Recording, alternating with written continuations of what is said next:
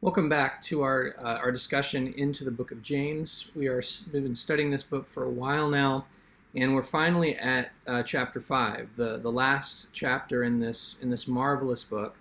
And quite fittingly, the final chapter deals with final things. That is to say, it deals with the apocalypse, or the eschaton, the end of all things. Now, it doesn't deal with the timing per se. That is, it's not a treatment like the book of Revelation or the book of Daniel. It's not apocalyptic in that sense of predicting things that are going to happen or detailing how they will go down. But it does, very much in the same sense of Isaiah or Jeremiah, give us this understanding that there is this approaching day of judgment that people need to be aware of. And it's really similar to what we've read already, or we taught already in our previous series in the book of Joel. And so we're going to see in these, at least in the first half of the last chapter, that there is a real reckoning that is taking place on earth, that it will take place on earth with a judge who will oversee the demise of this earth and will judge everyone according to his works. Something that really pervades much of the Gospels, particularly the Synoptic Gospels, but also the Gospel of John and a lot of New Testament teaching. And so it's a very important section. I've termed it the reckoning, and we will be familiar with this in terms of how it's been working till now. There's been all of this teaching about how one is to live, and so it's only fitting that here at the end we deal with one of the more important aspects of, or I should say, one of the more important motivations of why someone should live in light of their calling. We've talked about so many times how the book of James is about covenant loyalty, that someone who is loyal to the Lord Jesus Christ will have their lives reflected in the way they live and the way they treat one another. Well, James might have saved his best ammunition for last here in saying and showing and demonstrating that if you don't live your life as you should now, you're approaching a cliff. You're approaching the end of it all. And so with that said, it's just very important and very vital that we get the information that James has for us, and we heed the warnings that he has for us. I'd also say that as we begin this session, begin this talk, that we can divide it into two, and that's what I've done. I've divided the reckoning into two sessions or two sections. The first of those addresses the wealthy and addresses those who withhold wages from the poor, those who are well off in society. And the second section, verses 6 through 11, deal with those who are poor, or those who are being obedient, but it's more of an encouragement to remember and to maintain that obedience, and in particular be patient for the Lord. And so wherever we end up in this spectrum, and it's really not a matter so much of material wealth as it is how we view our material wealth. There is something here for us to pay close attention to. But in this session anyway, we'll be looking at the first half of that. And as long as we're real close to the end, we see the light at the end of the tunnel here. Our last session will deal with the last 8 verses of the book. And this is a kind of a catch-all. There's a miscellaneous to it that lots of letters have, where Paul lists, do this and this, greet such and such. Now, we don't have names listed here in James. We have particular teachings about oaths, suffering, praying over the sick, confessions of sin, and so on. And we'll tackle that in the next couple of sessions as we approach the conclusion of this study. But I point that out mainly to say that in some ways the reckoning represents the last big teaching in the book. These 11 verses that form the first half of the final chapter. Now, I do think it's important that as we start off, that we read this whole thing. And this first part is what we're gonna focus on, where it says warning to the rich. But I'm gonna read the whole thing. Comment in our lesson will be about verses 1 through 6, and then next time we'll look at the last section. Come now, you rich, weep and howl for the miseries that are coming upon you. Your riches have rotted, and your garments are moth-eaten. Your gold and silver have corroded, and the corrosion will be evidence against you, and will eat your flesh like fire. You have laid up treasure in the last days. Behold, the wages of the laborers who mowed your fields, which you kept back by fraud, are crying out against you, and the cries of the harvesters have reached the ears of the Lord of hosts. You have lived on the earth in luxury and in self-indulgence. You have fattened your hearts for the day of slaughter. You have condemned and murdered the righteous person. He does not resist you. Then notice the change. Be patient, therefore, brothers, until the coming of the Lord.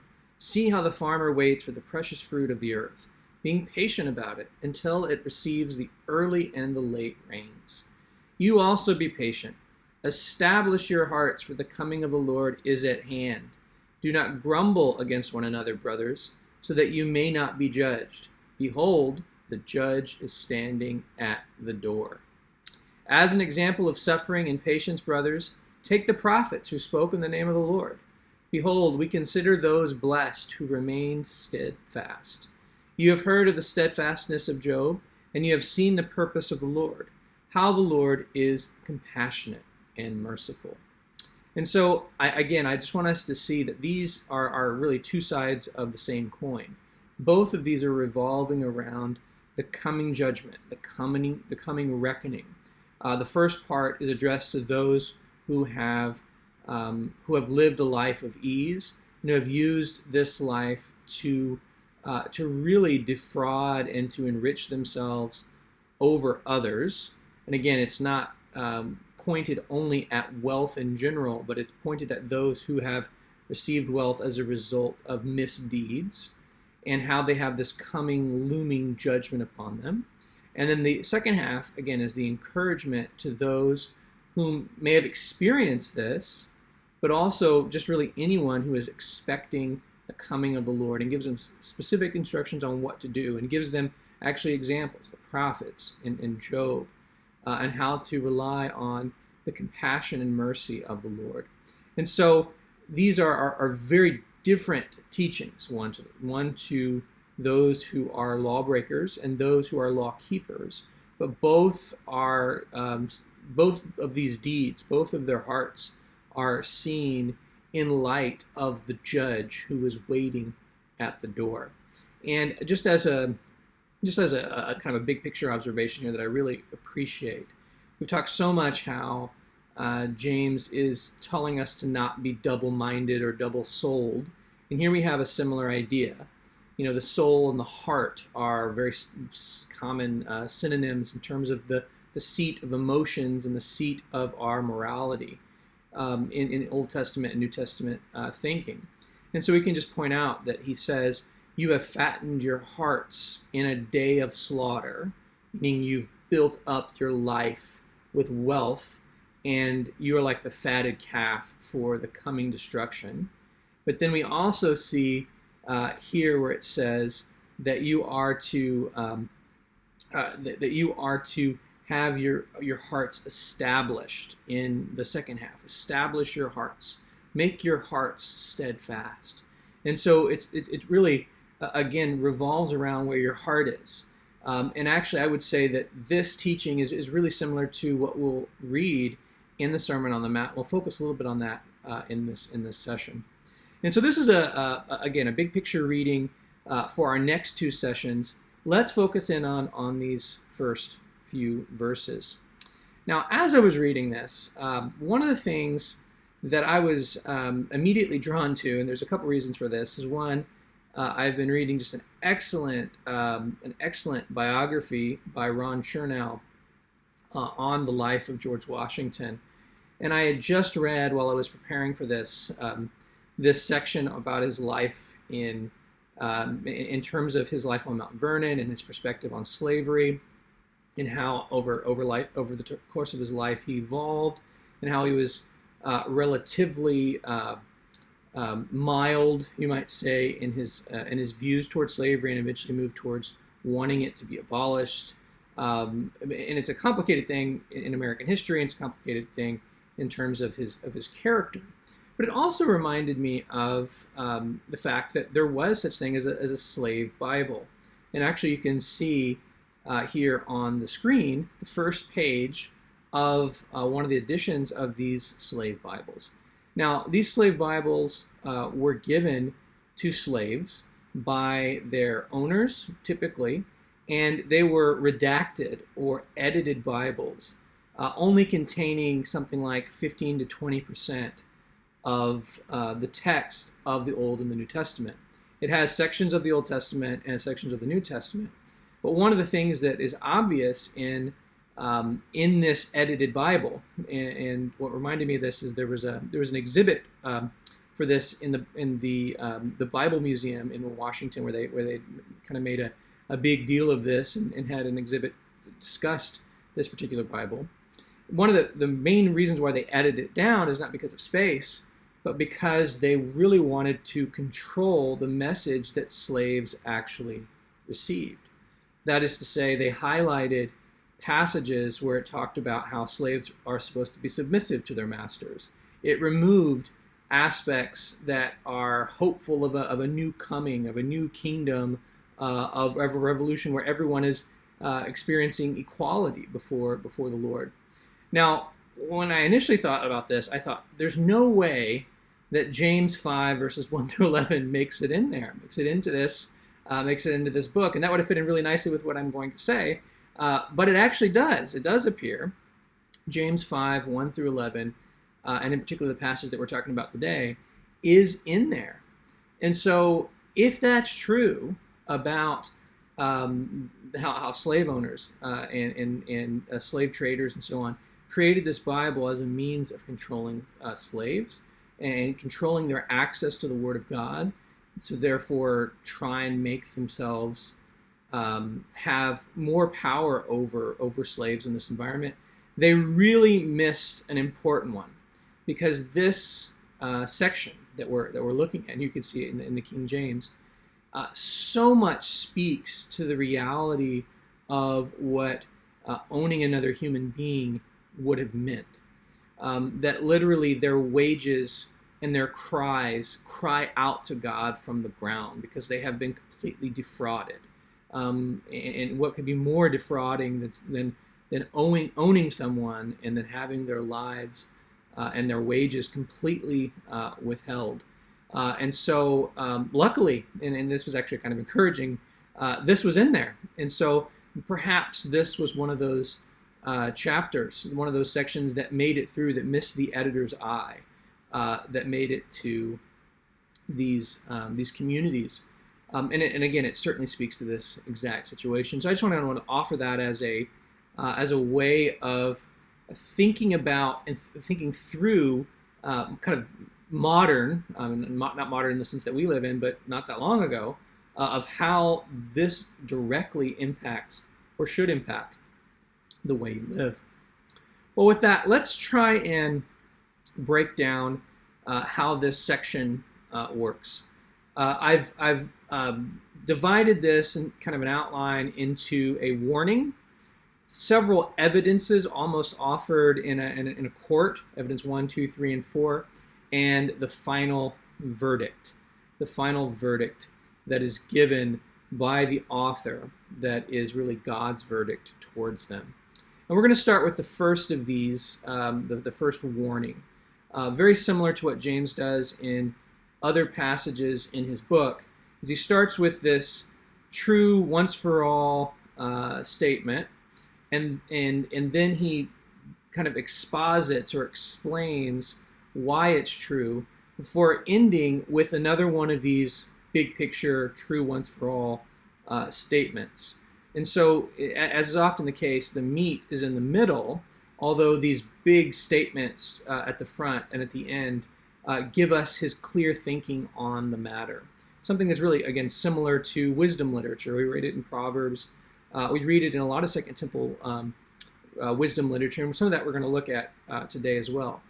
So I'll just read it again. Come now, you. Now notice how I've highlighted in blue all the yous, all the people that are being addressed. Rich. Now notice how I've highlighted all the aspects of material gain. Rich, riches, gold, silver, garments, treasure, wages, luxury, self-indulgence, fattening. And then it says, weep and howl, commands there, for the miseries that are coming upon you.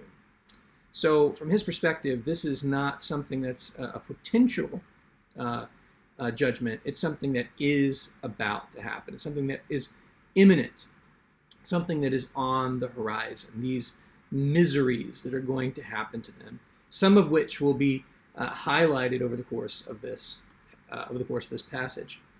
Now, I just wanted to say, kind of give a frame for this. This language is very much Old Testament in its even in the words that it uses. We can think of Jeremiah, the lamenting prophet or the weeping prophet, in this famous Rembrandt, looking over the destruction of the city as he weeps over it. The one that immediately jumps out in my mind is Joel. Put on sackcloth, lament, O priests, wail, O ministers of the altar. Go in, pass the night in sackcloth, O ministers of my God, because grain and offering and drink offering are withheld from the house of your God. Alas, for the day of Yahweh is near, and as destruction from the Almighty it comes. And so just as in the days of Jeremiah, in Malachi, in Joel, Isaiah, this is driven by the coming day. And as we see here, it's driven by the inequality, social injustice that so many in the days of James had against those that were around them, that they were committing unjust acts against them. Now, to put this also in the perspective of the New Testament, we see it in James. We see it also in the book of Corinthians, and we can also, I think, mainly connect it with Isaiah. Isaiah is perhaps the premier Old Testament prophet, and one of the dominant themes that he continues to exposit and continues to bring to the forefront is the coming day of the Lord. And so we can read in Isaiah, wail, for the day of Yahweh is near.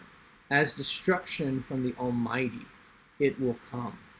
And so this, it really runs counterculture to the way we think about ourselves. We consistently find ourselves in the environment that which we have lived in, that it has having this normalness to it, that we are all there is, and that this experience that we've only known is all there is.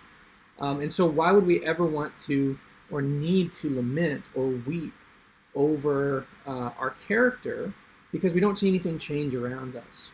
Well, that's not the case of the prophets. The prophets understand that there is this great and terrible coming judgment that you need to prepare for. You need to have your lives changed before that judgment arrives. And so it's something that, again, pervades the Old Testament and the New Testament. Now, just as kind of an aside here, I love the image of howling. Come now, you rich, weep and howl for the miseries that are coming upon you. It doesn't appear all that much in the Bible, but one of the interesting things is that we often read in the prophets about how when Jerusalem is destroyed or when Assyria is destroyed, how it will become a den of jackals. Now this is a coyote. I had to make it for an American Texan context, but they're close cousins, and anyone who has lived next to a place that has coyotes or jackals can understand this type of howling, and that's what these deserted, destroyed cities are depicted as. Many times in prophetic literature, these dens of jackals, where there's this howling, and so it represents great misery that is on the horizon. Now, another thing, to add in a historical circumstance, it's easy to kind of just talk about this within its own language.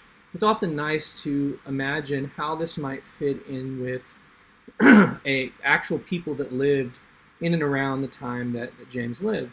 What you're looking at is one of my favorite places to visit in all of Israel, a place that is constantly changing due to archaeological investigation.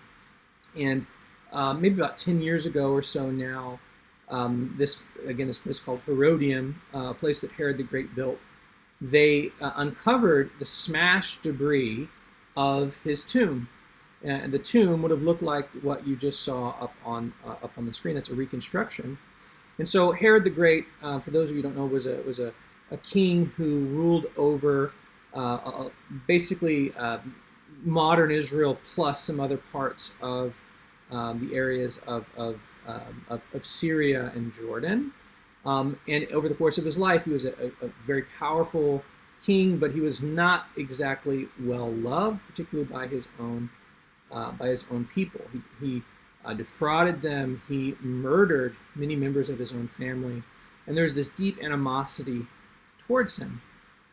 He built for himself this marvelous tomb that he and probably two of his wives were buried in, that looked towards Jerusalem, and it has this nice fence which you see around it, this wall which goes all the way around it, that blocked it off and had these beautiful stones carved in it, that was built probably towards the end of his life, so let's say 10 BC, but didn't last for 100 years. He built something that could have lasted for maybe 1,000 years, but it didn't last even 100 years because of that deep-rooted animosity towards him by the Jewish people.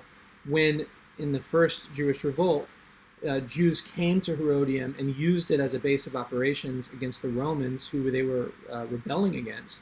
They actually smashed all of this tomb to pieces, and even his coffin lid they desecrated. And so I think that this is a good example, maybe even an immediate example of how the wealthy who defraud others can be, even in a very short time, have their memory destroyed. And so this is actually minor compared to the coming destruction for those who commit these great injustices. Next, we'll look at the first evidence here. Evidence 1. Your riches have rotted and your garments are moth-eaten. Now, reading that might call to mind another passage, and if so, you'd be right, because there's something really obvious there in connecting it with the Sermon on the Mount. But as long as we're talking about Herod the Great, let me focus on kind of an example of things like that have happened. And again, the situation is the same. This is the site of Masada. Anybody who's visited Masada walks through this just amazing complex of storage rooms, some of which have been excavated, like the one you see in the center of the screen. These ones on the left and the right haven't been excavated, but they could be. And inside they'd be filled with just marvelous types of preservation, including like what you see on the screen, where we have a fragment with Herod the Great, king of Judea's name written on it on an amphora, which was for containing wine. And so these were these massive storage jars of wine inside here that were just destroyed and left. Their riches, the wealth of Herod the Great in this marvelous place, Masada, over time was lost, and it collapsed because it was not an act that was eternal. It was an act of wealth for the here and now, and even the idea of storing something in a barn, storing something in a storage house, which Jesus talks about in several parables, is something that doesn't last. Even in this context, they found garments because of the dry climate next to the Dead Sea. And so you can imagine even this moth-eaten, eroded cloth. It was, in its day, the highest form of quality, and how they're gone. The people that use these are gone, and even their goods that are left are slowly eroding. Now, as an archaeologist, hopefully we get to them before they do, like we did with these, like archaeologists did with these artifacts. But it's just a good example of what James means in terms of this bigger perspective. Now, as I hinted at before, we see this same teaching in the Sermon on the Mount with Jesus, and we're looking at the traditional mount. There's the chapel in the background. And I'll just read Jesus' teaching in Matthew 6. Do not lay up for yourselves treasures on earth. Notice how it says in James, you have laid up treasures in the last days, where moth and rust destroy, and where thieves break in and steal. But lay up for yourselves treasures in heaven, where neither moth nor rust destroys, and where thieves do not break in and steal. For where your treasure is, there your heart. Now notice that connection, that idea between what James says, you have fattened your heart for the day of slaughter, and then in the second section, establish your heart. For where your treasure is, there your heart will be also. Now, Jesus is giving he's giving advice to both groups here. James is giving advice, or I should say, he's giving a condemnation only towards those who have already been demonstrated as storing up treasures on earth, and how that's all going away.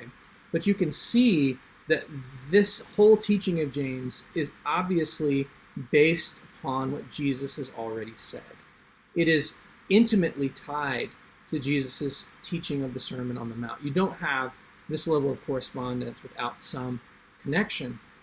And so once again here, we see this relationship between the two, that James and Jesus are writing closely on this essential issue. And the issue is that your gold, your silver, these imperishable items to us, they corrode.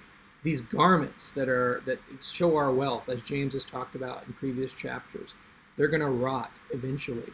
And not only that, they will be evidence against you, not because it's wrong to own these things, but because of the sin that you committed in receiving them and storing them, when compared with how you treated others. Now, it's not just Jesus and James, though. This is a broader teaching within Second Temple Jewish literature. Now, the book of Sirach is not in our canonical Bible, or it's sometimes called the Wisdom of Sirach, or Ecclesiasticus, not Ecclesiastes, Ecclesiasticus. It's written in the 2nd century BC. It's just a phenomenal book that has many teachings that are very similar to Proverbs, similar to what we read in James, and similar to what we read in terms of Jesus' teaching in the New Testament. And it gives us a lot of the same ideas. And so I just like to read this to show that there is this commonality within the larger Jewish identity. Yet have thou patience with a man in poor estate, and delay not to show him mercy. Help the poor for the commandment's sake, and turn him not away because of his poverty. Lose thy money for thy brother and thy friend, and let, notice this, it not rust under a stone to be lost. Lay up thy treasure according to the commandments of the Most High, and it shall bring thee more profit than gold. Shut up alms in thy storehouses, and it shall deliver thee from all affliction. So it's this beautiful phrase. You know, if you store up for yourselves alms in your storehouses, giving to the poor, instead of storing up for yourselves wealth, they will deliver you. And so this teaching, again, is very consistent with what we read in Jesus' Sermon on the Mount. It's very consistent with what we read in James, and it shows that there's this common belief that exists in Second Temple Judaism regarding how people should treat the poor, and it also draws a stark contrast to many of the things that Jesus teaches against the wealthy establishment, who are doing exactly the opposite of these teachings that we find that are rooted in Second Temple ideas and Second Temple teaching, but also that go back to the Old Testament, as we've seen again and again. Well, let's look now at evidence number 2, and we kind of looked at this a little bit already, but there's a few other things to say about it. So I'll read it again. Your gold and silver have corroded, and their corrosion will be evidence against you and will eat your flesh like fire. I'd like to look at that last part, evidence against you, and will eat your flesh like fire. And so we can imagine these gold and silver, and sometimes even in tombs, we find burial gifts, items, usually not gold and silver because these were currency, but not uncommon to find them.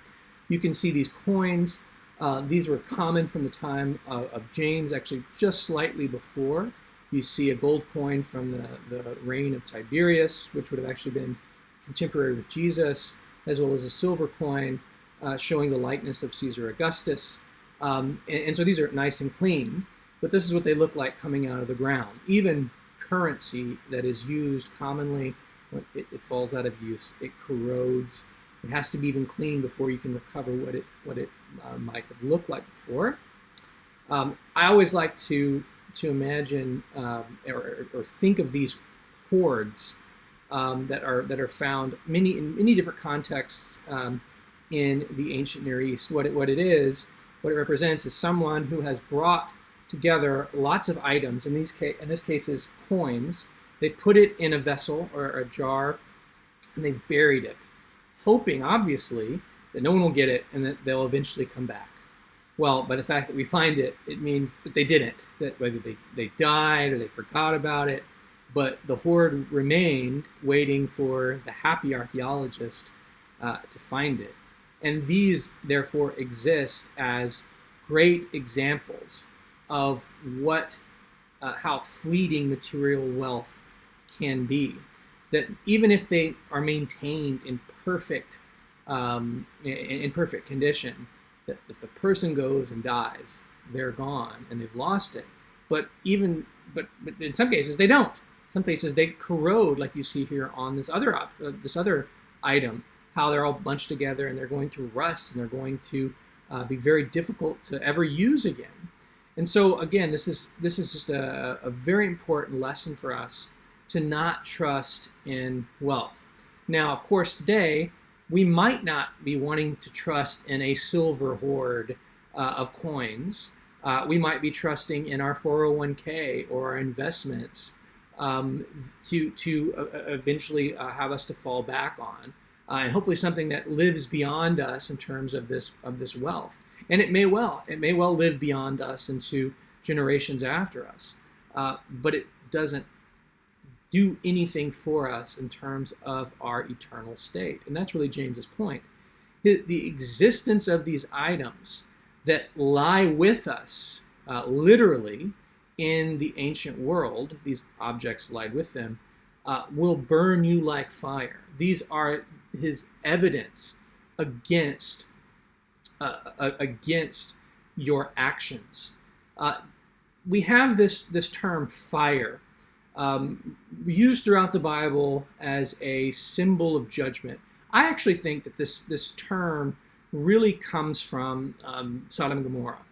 The story in Genesis 19 of the overthrow with fire and brimstone in Genesis 19 of the destruction of these cities. I think really most of these images are related to this idea of this judgment that God brings. So it becomes this typical way of God destroying and uprooting a civilization, and something that he will do at the end. And we have this very nice painting that illustrates this destruction. And we see it not only in James, but we see Paul using this. For no one can lay a foundation other than that which is laid, which is Jesus Christ. He's talking about salvation. He's talking about someone who has received grace, that they have a foundation of Jesus Christ, and then their lives, their actions, their attitudes are being built upon that foundation. He says, if anyone builds on that foundation with gold, silver, precious stones, wood, hay, and straw, obviously those are signs that things that are of different qualities, each one's work will become manifest, for the day will disclose it, because it will be revealed by fire. And the fire will test what sort of work each one has done. Now, in this case, and not to mix the context, James is saying that he's talking about literal gold and silver that people have left behind as their lasting legacy on earth, and they're hoping that somehow gives them something in the age to come, or really not even thinking about the age to come, only thinking about the here and now. And the gold and silver becomes a witness against them that they weren't thinking of the age to come and living a life marked by holiness, by loyalty to Jesus. Whereas Paul is referring actually to gold and silver in the opposite way. He's saying that if you build your foundation, if Christ builds a foundation and you have that foundation in your life and you build your life around it, the good things will survive. The bad things won't. The wood, hay, straw, all that stuff's going to be burned up. The gold and the silver and the precious stones, those things that are built upon it, those will remain. Those aspects of your life that are marked by holiness.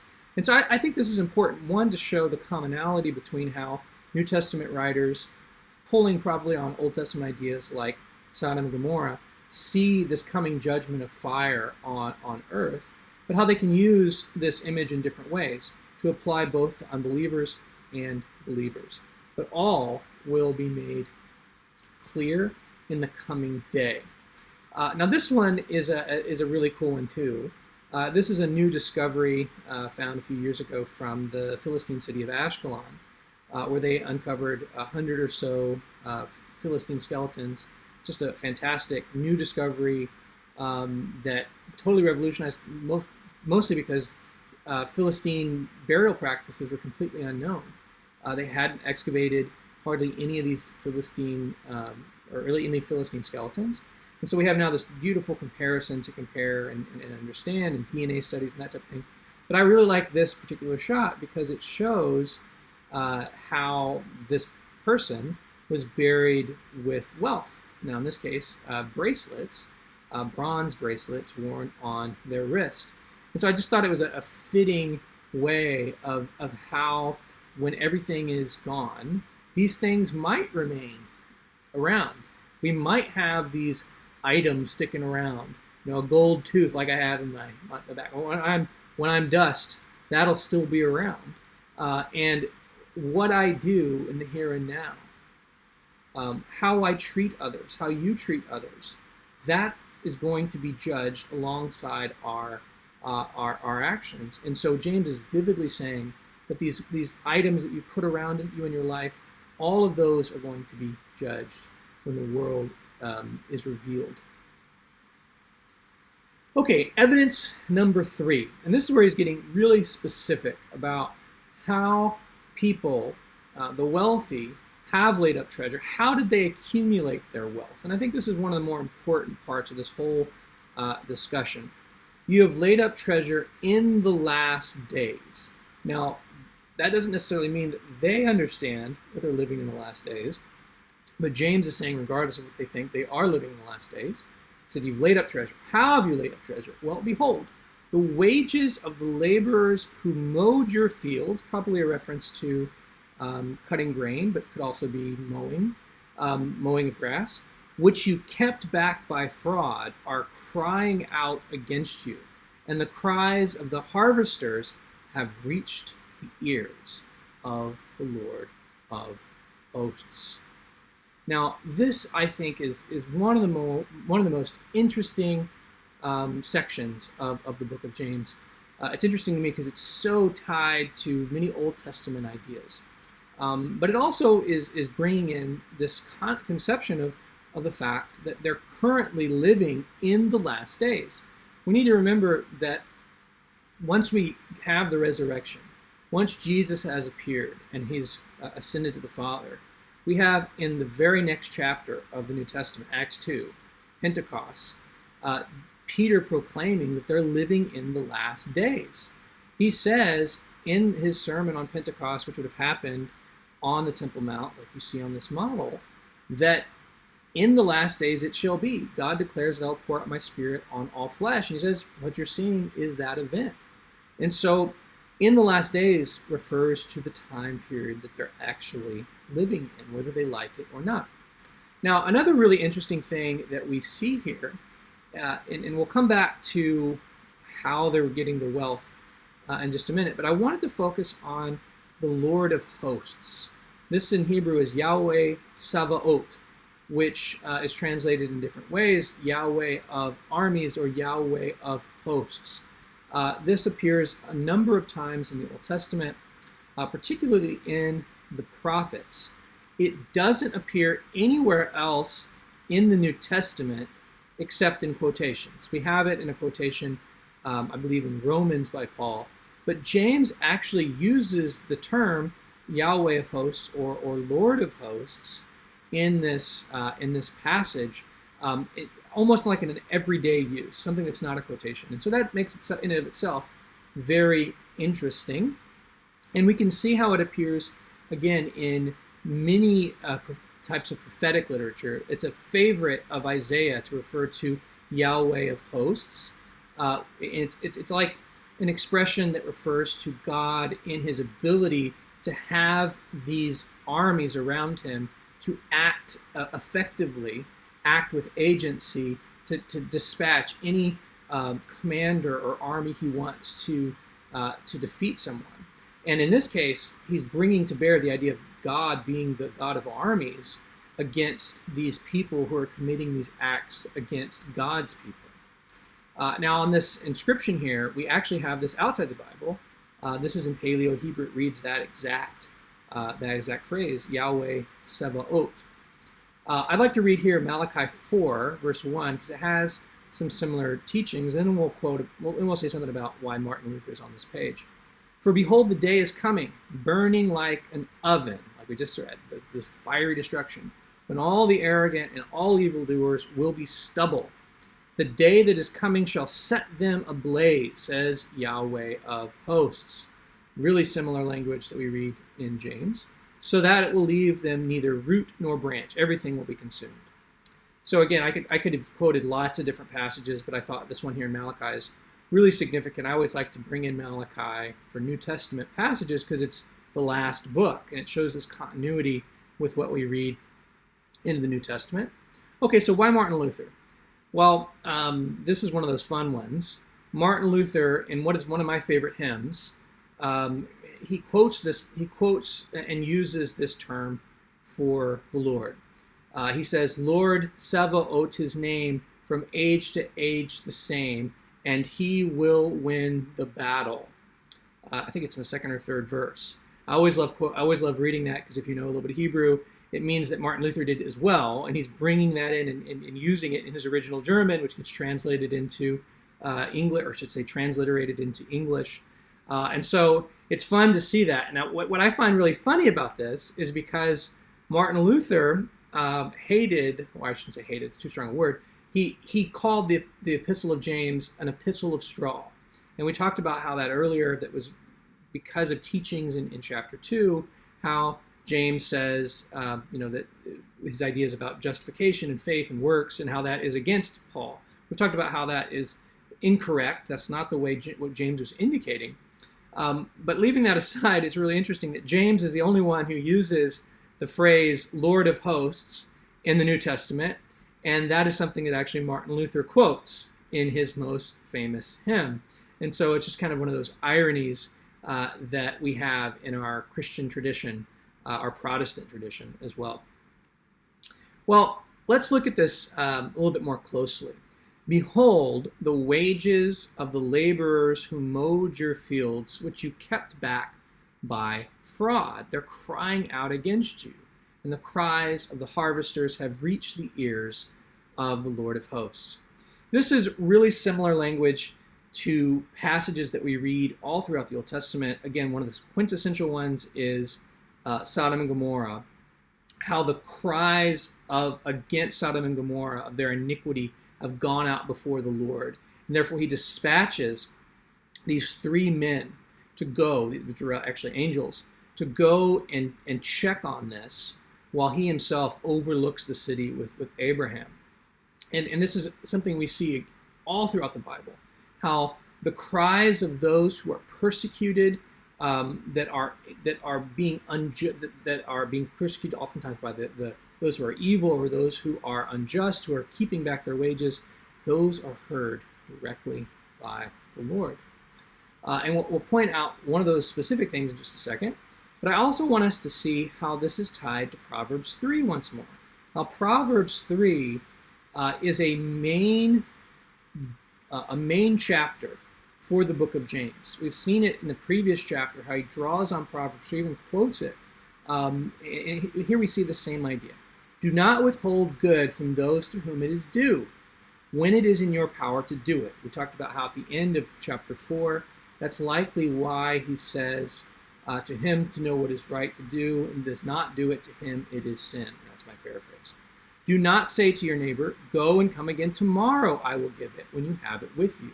We indicated that might be why he talks about those who say, tomorrow we will go and do such and such a city.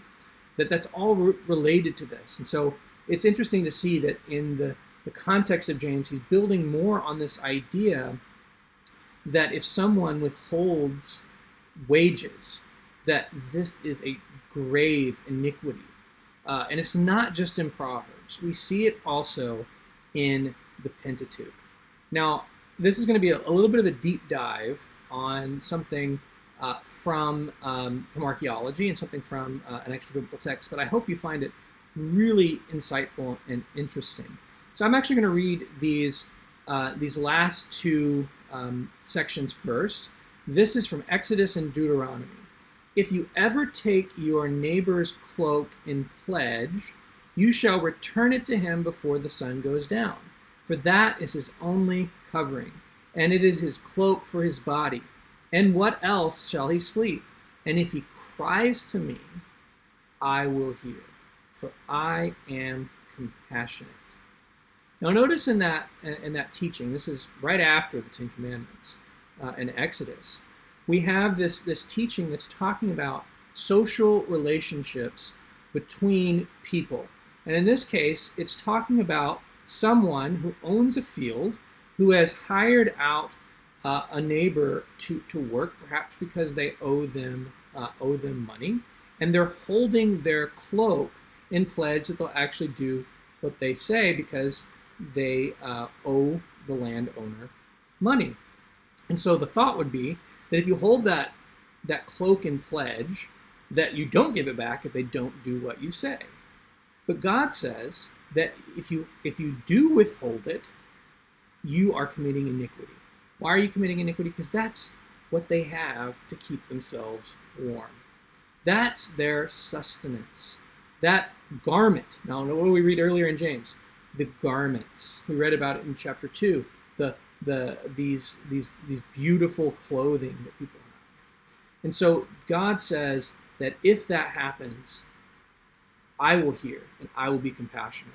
Now, this teaching, this law, can apply to situations that where the worker who has given his cloak in pledge is either in the right or in the wrong. They may not have done what they're supposed to do. You're still supposed to give it back. In the case of James, he is talking about them being completely defrauded and those workers actually in the right. They've done everything they're supposed to do and they're still defrauded from their wages. Now, in another passage of Deuteronomy, we read a very similar thing, but I want us to see the similarity with this and at the end of James chapter 1. Notice if you can see the similarity. You shall not pervert the justice due to the sojourner or to the fatherless, or take a widow's garment in pledge. What does James 1 verse 26 says? Right? It says, true and undefiled religion for God is this: you shall love the orphans and widows in their desolation, and be unstained by the world. Again, my paraphrase there. But you shall remember that you were a slave in Egypt, and Yahweh your God redeemed you from there. Therefore, I command you to do this. And so it's this mercy, this compassion that we're supposed to have towards not only really everyone, but particularly those who are reliant upon us for their daily life. And so as in just applying this in Deuteronomy in particular, how can we not do it as believers? If God has saved us from so much sin and shame and destruction, how can we not bless others and have compassion and mercy on others in all aspects of life, but particularly with those that are fleeting, the wealth that we have in this age? And so it's just so beautiful to see this command that is echoed in James, but it is rooted in these Old Testament concepts. Now, what I get excited about is not only do we have these in the Bible, but we have these actually on this pottery shirt, which is about yay big, written in Hebrew from right around the time of King Josiah, right around the time of Jeremiah the prophet. It says this: "Your servant did his reaping. He finished and stored the grain a few days ago before stopping work. When your servant had finished his reaping and had stored it a few days ago, Hoshiyahu ben Shabai came and took your servant's garment. When I had finished my reaping at that time a few days ago, he took your servant's garment. All my companions will vouch for me. All who were reaping with me in the heat of the sun, my companions will vouch for me that truly I am guiltless in any infraction. So please return my garment. If the official does not consider it an obligation to return your servant's garment, then have pity upon him and return your servant's garment for that motivation. You must not remain silent when your servant is without his garment." So what we have in that passage, in that on this inscription, is a complaint by someone who has experienced this exact law that has been abrogated, a law that has been broken, where we have a landowner who has hired out a servant to work on his field, and how the person in charge of the field took the garment and ran off with it, when the person here is claiming that they actually did everything they were supposed to do. And it's a direct violation of the law. And so we see the same thing in the Old Testament, and we have the same thing in the time of James. Now, in James's day, it's unlikely that the issue is a matter of if you take their cloak or not, but it's an issue mainly of whether or not they're paid their full wage, or if you look for an opportunity to get out of paying their full wages. And so we can see that the principle of how we treat others, and in particular associated with paying workers that are under us, that have agreed to a certain amount, and treating them well, can apply to any different cultural circumstance. And so it can apply to us, even until today, with this principle. So that's evidence 3, and then evidence 4, and then moving to these final verdicts. We'll only touch on these real briefly here, because they're pretty straightforward. And I'll just say here, you have lived on the earth in luxury and self-indulgence. You have fattened your hearts in a day of slaughter. It's this concept of you've lived your whole life for establishing wealth. Well, guess what? Jesus says in the Sermon on the Mount, that's going to be your treasure. Where your treasure is, there your heart will be also. That is where your treasure is. If you live life for here and now, to establish a life of luxury, a life marked by indulgence, a life marked by everything that this world has to have, that you consume and take your joy from that, and in particular for those who defraud others to receive those things, well, you've received your reward. And we could point to many examples. The parable of Lazarus and the rich man that Jesus gives. We could point to these other parables about the guy who builds all these barns. He has even more stuff, and he says, "Well, I need to build some more barns." He dies that night. The wealth of this age is fleeting. We cannot trust in it. Now, anytime we talk about self-indulgence, we have to almost always bring in Amos, because he has this lasting image. The book of Amos, if you haven't read it, is a fantastic book dealing with this exact issue of wealth inequality, of the lack of social justice. And again, we're not talking about issues of how a government or an economic system works. We're talking about personal choices whatever situation you find yourself in, whether it is a very capitalistic, middle of the road capitalistic, socialistic, whatever you find yourself, that's not the issue at stake. It's how do you, as an individual, treat wealth, and how do you treat those who are around you, who may rely on you, or the poor among you. And so he says, you have lived on the earth in luxury and self-indulgence. You have fattened your hearts in a day of slaughter. Fattened your hearts, what do you fatten up before you slaughter it? Usually it's a calf or perhaps a lamb. The fatted calf imagery is pretty strong. And I just can't help but think that in the background here, maybe James is pulling on this imagery of Amos. If he isn't, it's one that's just really ripe for the picking. Hear this word, you cows of Bashan. Bashan is the same area as the Golan Heights. Here is a cow in Bashan, who are on the mountains of Samaria. So he's actually talking about people that live in Samaria, which is further south, the capital of the ancient kingdom of Israel, who Amos is writing to, who will oppress the poor, who crush the needy. Here he's talking about the wealthy women of Samaria, who say to your husbands, bring that we may drink. The Lord God has sworn by his holiness, behold, the days are coming upon you, when they shall take you away with hooks, even the last of you with fish hooks. And so we see this warning of inequality, this warning against relying upon others, stealing, defrauding others, oppressing the poor. How God sees, God hears, and God will act.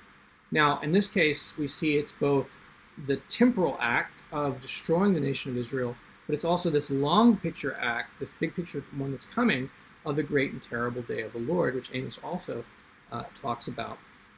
And so again, all throughout the Old Testament, we see this concept. Now, this last one, the verdict. Let's look at this verdict here. You have condemned and murdered the righteous person. He does not resist you. You have condemned and murdered the righteous person. He does not resist you. Now, what I love about this language he uses here is he is actually operating as God's spokesman in giving a verdict against the wealthy here who have done this evil thing.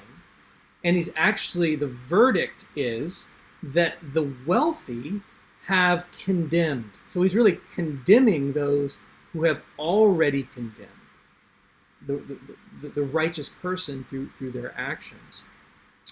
Now, the immediate one that comes to mind is Cain and Abel. Genesis 4. Cain spoke to Abel his brother, and when they were in the field, Cain rose up against his brother Abel and killed him. Then Yahweh said to Cain, where is Abel your brother? He said, I do not know. Am I my brother's keeper? And Yahweh said, what have you done? The voice of your brother's blood is crying to me from the ground. Much like we just read earlier, the cries of the harvesters are coming up. Now, in the case of Cain and Abel, Cain literally killed Abel because of this jealousy he had, because God received his offering and did not receive. He received Abel's offering, but did not receive Cain's. In the case of James, this is a statement, a conclusion based upon the fact that by defrauding the poor, by preying and oppressing the poor for your own material wealth, it's an act of murder.